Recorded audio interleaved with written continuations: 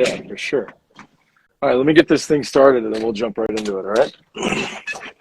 What's up, guys? John Siptaz, Cutternation Baseball Podcast. Pretty excited today. I've got my man Connor from Trackman. Nothing like getting the information from the source. It's my favorite part about getting on the podcast and actually having real in-depth conversations. So before we get started, if you're looking for any of our gear, check our website out. If you haven't subscribed to our podcast, we're on all podcast platforms.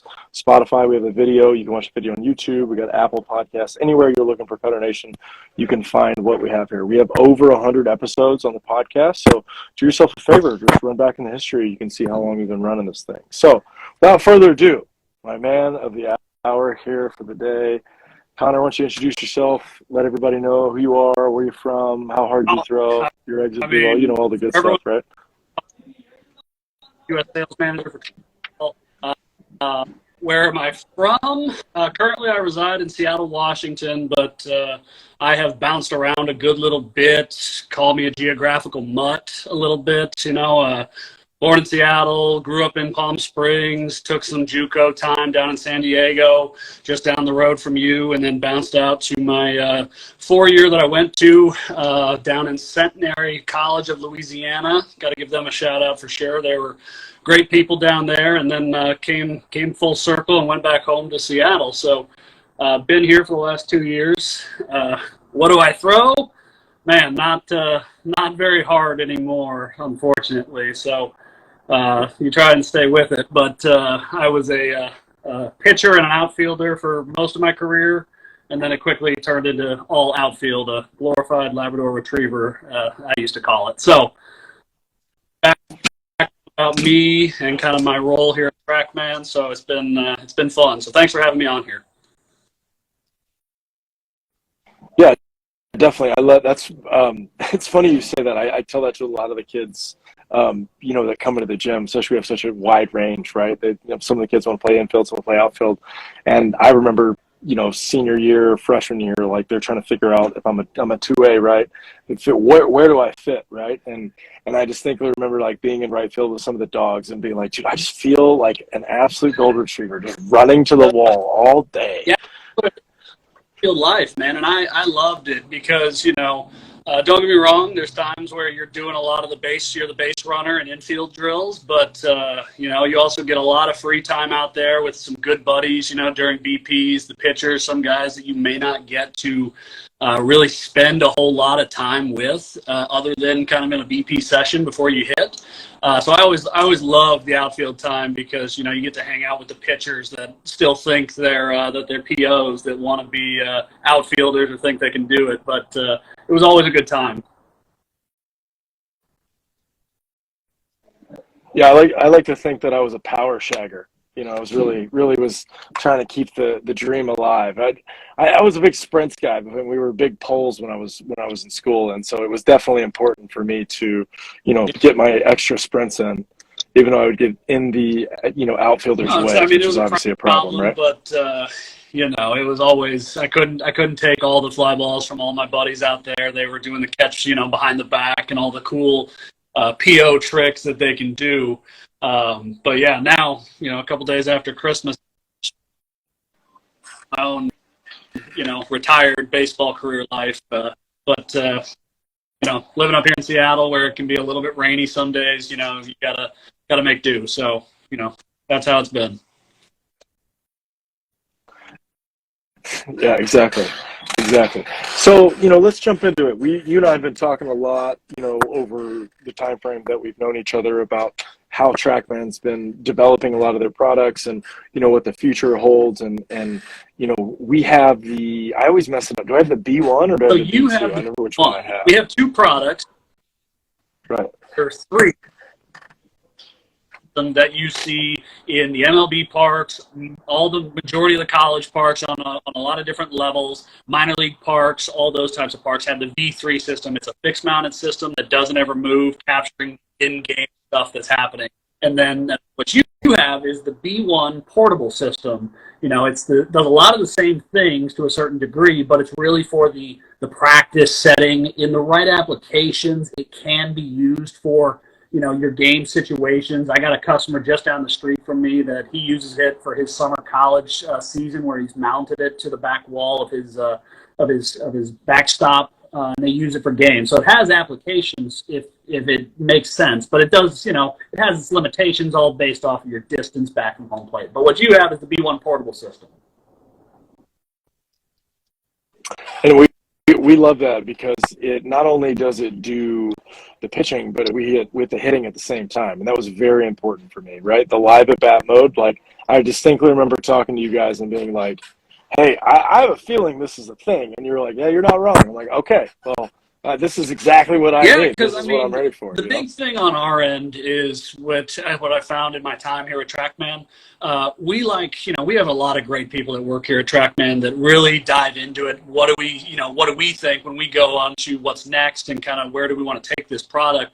We want to continue to grow it and develop it. But ultimately, what I do and what a lot of people here at Trackman do is we lean heavily on guys like yourself, customers that are using it every single day.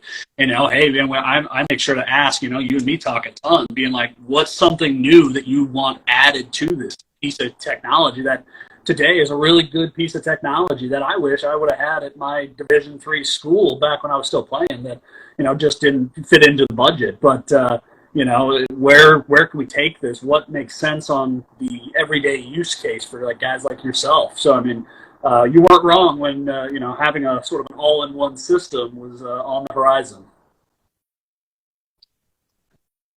Yeah, I try to see the holes, and everybody's trying to predict the future idea and stuff, but it just made sense to me. And then it's really acted very, very nicely. We've set it up inside and we've set it up outside, and we've seen no issues with either one. And one of my favorite parts that we talk about here is the ability to connect 6 iPads, and we're a big iPad facility here, and I love it because not only can we record from all the different angles on one pitch, which is really cool, right? We were able to do an over the shoulder, we're able to do a side angle, we're able to do a behind angle that just on the pitcher, and then actually do a similar thing for the hitter as well, where we have a behind angle, a side angle, and then we're actually thinking about doing more of like a top down angle, because we have one of those light stands that can angle, so you get a little bit more of the vertical action of it. But it's been, like I said, it's been fun playing around with all this information and technology, and just as a nerd and trying to be a translator to all the kids that work with us. It's a piece of technology that it is used on all levels. It's not just something that's reserved for the top of the pyramid. I call it the MLB type customer. It's obviously up there, but then everything that trickles down into it, and all the customers all the way down to guys like yourself in a facility that's working with an 8-year-old just starting his baseball career. Because now a lot of these kids are so tech savvy now today, they don't, it's not something that's over their head when you're talking to them about data, technology, and metrics, in the, every single week by week case uses with the Trackman system. So it's nice to get, a lot of different applications that as you've been using it, for different angles, cameras, videos, and capturing all the stuff that's happening. It's funny because before, right, we had a Rapsodo, we used PitchLogic balls, but I've never really seen the need to do the spin rate or get some of the data on some of the kids. And then with your unit, showing extension, showing the release distances, showing the inconsistency of the bubble that's on the chart that actually shows what they're doing, it really, you can actually compare it to myself. Like, it's pretty cool where I can pull up a 3D model of the pitch, of mine with my extreme angle at 25 inches on my fastball, and then show a kid throwing a 3-inch, 50-foot, 49-mile-an-hour, easy ball, and be like, look, your ball's in the air like so much longer than mine. The cool thing is, it's very easy. It's all, the data's right there in one place, and you can go look at any session. If you have a kid from January 1 come in and he doesn't come back for whatever reason, traveling, vacation, until December 31st, an entire calendar year, you can still go back and find your January 1 stuff and kind of see. And if you have a kid the entire year, you get to see the progressional gains, that a kid is making. Hey, this is where you were last week or last month. Now this is where you're at, which is something that's really, really cool, because every kid, from all levels, guys that are MLB players, they're trying to get better. And that's, the 8-year-olds that are just starting out want to eventually get there. And that's a cool thing that I get to see nowadays, being on the on this side of it, how to get kids on to the next level and to the ultimate goal of getting as far as their careers will go. Yeah, it's showing the kids, some of these benchmarks we come up, but I haven't really seen anybody put it out, and I'm not sure if you guys put it out, but we try to work in the 500s basically, right? We start off with trying to get things over 1,000, then over 1,500, 2,000, 2,500. I see it as guys throw harder, right? And we get a 25, 26, 2,800 spin rate fastball. Do you guys have a metric technically, right? That's like, I say it's like 100 to 150 where we see ball flight affecting. Is that something that you're aware of? Is that something you guys can make a claim on? Because I don't think anybody's said anything about spin rate to vertical axis. No, right? but we like to, when it comes to talking about all the different types of metrics that we capture, we want to capture as many as we can to give you guys like yourself all the information possible to relay the message to these kids of all ages. Hey, this is where we're at. This is kind of what we see on different levels, from the Mike Trouts of the world and the Aaron Judges of the world and the Jose Altuves. How do we get, to a number that makes sense at your appropriate age, range? So can we claim it? No, but we want to give our customers all the tools possible and all the metrics possible that, continues to grow the game of baseball. And that's the key goal here at Trackman. Yeah, we use it every day. I big fan. I know all our college guys. I mean, I'm sure we're flooding up your cloud system. I'm not sure if you've seen, but we got to be top 5 in the country on. Hey, we love to hear it, because I mean that's the ultimate thing. We want guys like you to use it and abuse it every single day. And that's the ultimate goal here.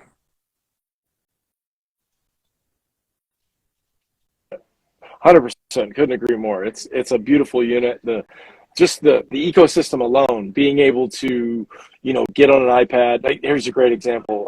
Fridays we do live at bats, and as we upload all the data and get all the video into the system, by the time I get home that night, let's say I'm crashing to bed, I can pull up my iPad at the house, whip open the app, and then go in and watch the videos, look at some of the data, and see from there. And that's just like, it's so easy. That's what I try to convey to everybody when people ask about the Trackman. I'm like, you this is one of those things that's like, you need this because it actually works the way it's supposed to. Things are where they're supposed to be. They don't get lost. I can search. The fact that I can type in John Sentez into my cloud and find my name, and then oh look, here's all my sessions.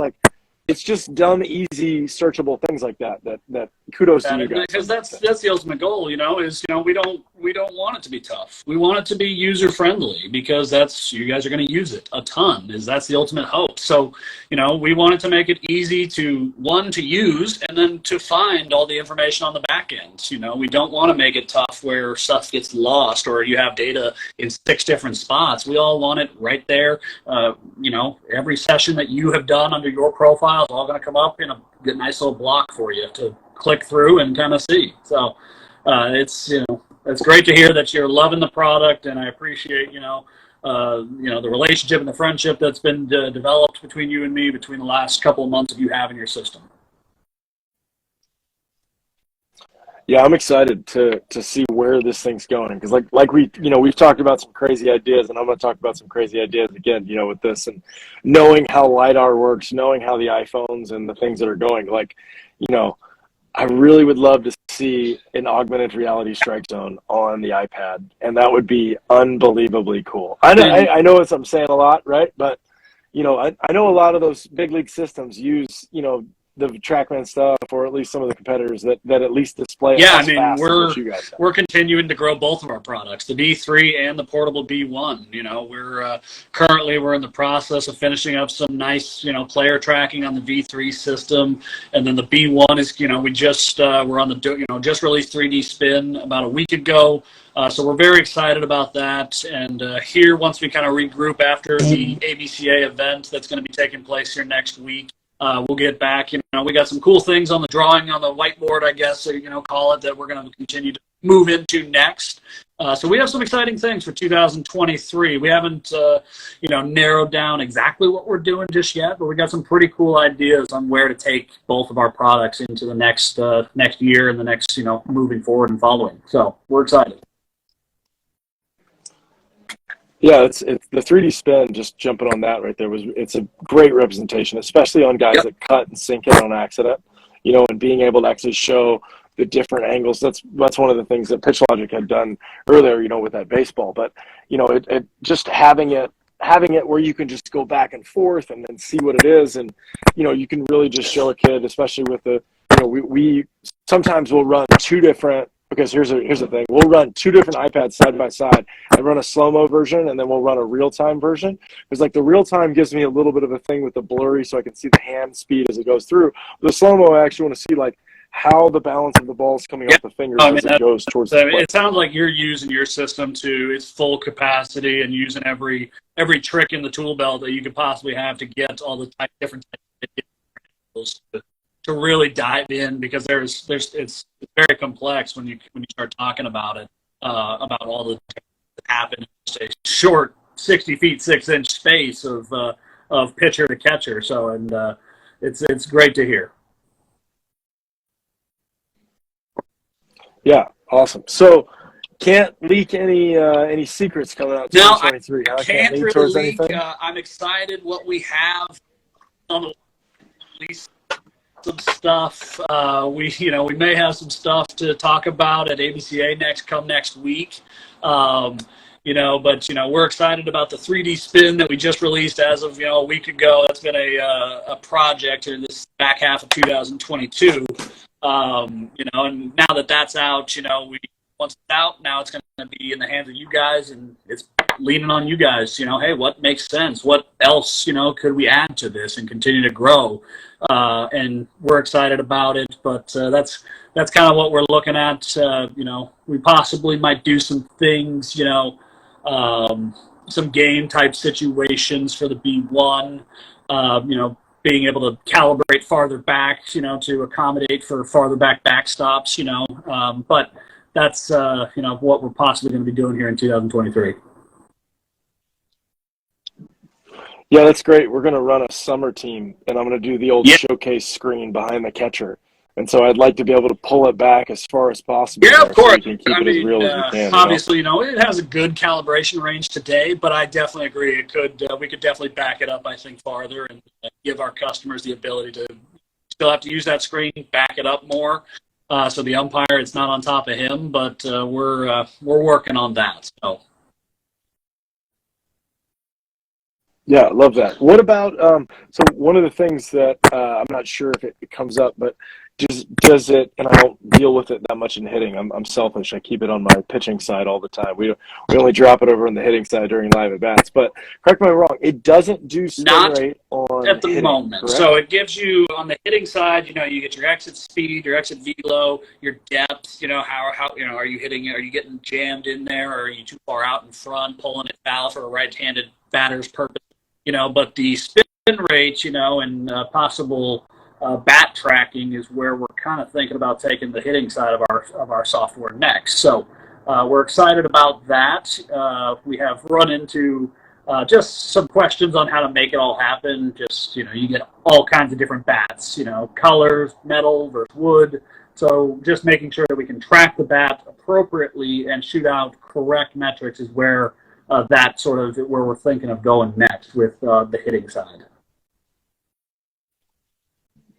That's crazy. I couldn't imagine getting a 3D map of the bat and the baseball as it's going through. Especially with the 3D map that you have now, just you could have all those little laser beams pointed in there with just the angles of it too. That'd be really cool. That'd be really cool. That's exciting. So we got a little something. We have a good foothold in a good, because obviously with Trackman Golf, our other side of our company, a big part of our company, we can do club head speed, stuff like that. So, obviously in the golf world, a lot of the clubs as far as drivers and irons and stuff like that are all similar in color, the black, the silver, stuff like that. So it makes it easy, I think. But, with baseball, it gets a little bit different when you have, red bats, blue bats, wood, metal, all those different things coming at from a different angle. So we just want to make sure that we get it appropriately and correctly so our customers are getting the best data like we always have been. Yeah, I couldn't agree more. We love it. We trust it. We the joke I told you, we actually say during live at bats, if it's a really close pitch, which happens all the time, right? It says Trackman ball. Trackman strike. Like it just, and you guys also have that like double-edged box, so it creates for really good, funny content and debates over how close it really was. I've definitely been doing some of those. You get some arguments on the Trackman ball strike, because we do have, I guess that second box is considered the black. So obviously with an umpire, judgment call there, but with the Trackman, it makes it, a little bit judgment call isn't really a thing. It's sort of a black and white type of conversation. Yeah, totally. So you in the update as well. This is something I was wondering on. I thought I saw this, but did the processing? Yeah, speed so obviously increase? the processing speed did increase. Because ultimately we want to get our metrics, every single pitch, as quickly as we can. We don't want our customers waiting. So we continue to grow that, and how quickly can we shoot the stuff back out to you? So yes, we did increase that a little bit, which was it's always great to see that.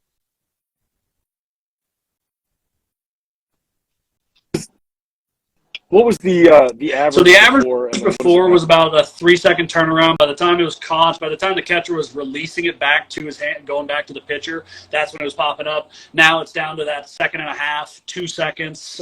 Depends on if you have what we call, some different toggles turned on, TMS, or some of our guys can see it. It'll slow it down just because it's searching it a little bit longer.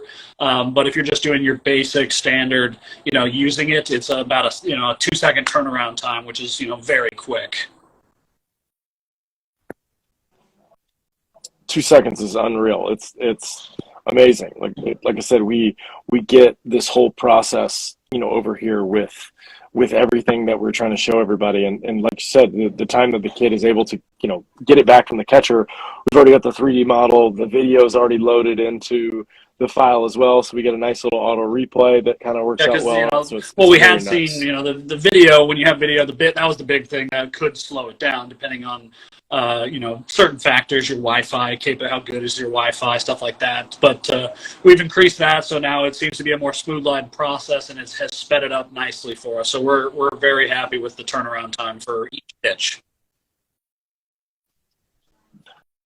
Yeah, it would definitely, very minimal misses. And most of the time it's a miss where it's like, well, the ball was literally 10 feet from the plate. So I can't blame it for missing one that is behind the batter's head. Because we have, Trackman as a whole, we're in a few different sports but one of them being cricket, we are not in, because the bouncing of the ball in cricket, it just can't capture it on that bounce. So same thing in pitching. If a guy, buries a curveball, 50 feet in front of the in the dish, it's not going to capture that one, unfortunately. But I have seen a lot of times, those ones that are way out there do get captured, which is pretty funny because, you're not missing anything. Obviously, that's not a pitch that you really are concerned about knowing those metrics, but it shows the test of the system capturing all pitches thrown at it. Okay, so I've got a couple comments here, and they want to know, and obviously they're talking about the B1, right? Why is the B1 priced what it is? And could you, are you allowed to comment on the comment of the B1? The price of it, we have two different ways of going about it. You can go a single mode system where your choice of one side of the software or the other, so just hitting or just pitching, goes for $18,995. Dual mode being $24,995. I call that one the all bells and whistles package. You get the pitching, the hitting, and the live AB. Why is it priced what it's priced? We understand that it's an expensive product. We do get creative, where my job being in sales is to get the product into guys' hands, So we do get creative with, payment breakups, stuff like that, because ultimately, the system doesn't do me any good sitting on my shelf back in Denmark. That's where we're based. But it's that way just because it is such a premium product. We view it as a sort of a luxury item. It's not something that is, the easiest thing to get. And the people that do have it, once they do make that, entire purchase, they realize, this is a step up from anything that I've had in the past. And it's a great tool, great development tool, and we love it, and our customers seem to love it, and but we do understand that we should try and figure out some different things, but that's kind of where we're at today with it. Yeah, I would, definitely a little pricey, but for the amount of use that we get out of it and how simple it is, like, there's certain things you pay for, and we tell everybody. I've used a lot of the different units, and this one is by far the most reliable, the easiest to use, and the most consistent. And especially with the amount of upgrades that you're just constantly doing firmware with too. I mean, there were a couple issues we had before, right, where I sent you a couple texts where I'm like, look, I have no idea what's going on with this right here. And just like customer service as well, like you guys definitely get full kudos on that, because it's just, I'm dealing with a thing with one of our other companies on our pitching machine, and it's just like, oh, it's a nightmare. It's been like 4 or 5 months now. I have a great support team down there in Scottsdale, Arizona. We have a team that's working 24/7, 7 days a week, because we realize that this baseball business, this industry is not your standard Monday through Friday. Saturday and Sunday is very much a time where guys are working like yourself. And if there's ever a problem, which we don't run across too many, we want to address it immediately and get it resolved. And obviously, if it needs to be ran up a flagpole, guys across the water over in Denmark, where we have some of our other developers, they're working just as hard to resolve the issue and get it done in a timely manner. So I cannot talk highly enough about my support staff, in Scottsdale or across the seas over in Denmark. We try to make our customers as happy as we can. Yeah, I totally agree. I'm very happy with the product for sure. Well, do you have any other news for us? I know like ABCA, I'm excited about that. I can't wait to, be there with you guys. Like, the people that have never been, I try to explain it to them. I'm like, this is the craziest, convention baseball. It doesn't matter if you're a novice baseball or an expert, like you're going to learn something and be around some of the top people in the industry. The ABCA it is a wonderful convention to be at. I cannot, last year was actually my first ABCA and being in Chicago where it was 10 degrees, and it was still a great time, even a year closer to COVID back then. Now, it was still a great time, great to get with people. There's so many different minds there and cool people to talk with, everything from, MLB guys to really big time programs in the NCAA level to, parents with their kids just coming to, be in the area and be around the experience. It's a great time. I can't speak highly enough about it. And I'm excited to get back out there. It's been, whenever we get there, it's over too quickly. So, we're excited. We're excited to see everybody. We'll have all of our guys, some new sales guys for us that are, this will be their first one. So we're excited to introduce everybody and kind of see everybody again. Awesome.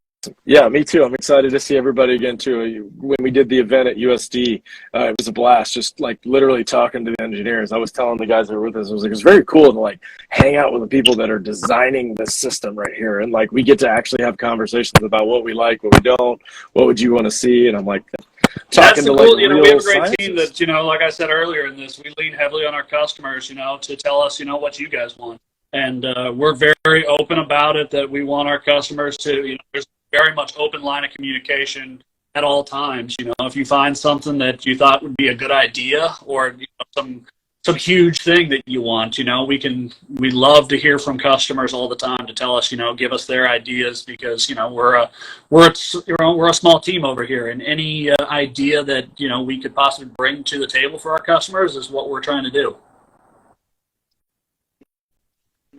Totally. You guys have done a great job. I don't want to eat up too much more of your time. Like I said, I'm excited to see you guys over in Chicago. Maybe we'll see. I'm not sorry, Nashville, right? Oh my God, Chicago was last year.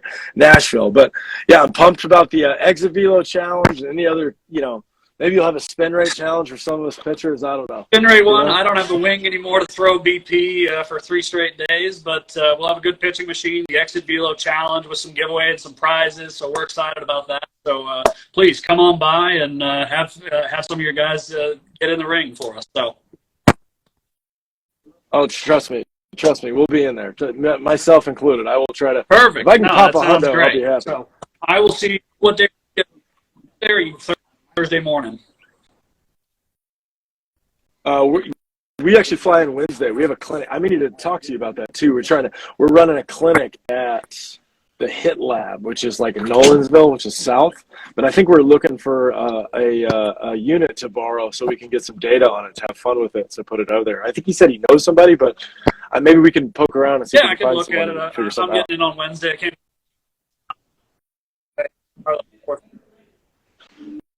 do with the booth and stuff like that, but you and me can talk and we can figure out something.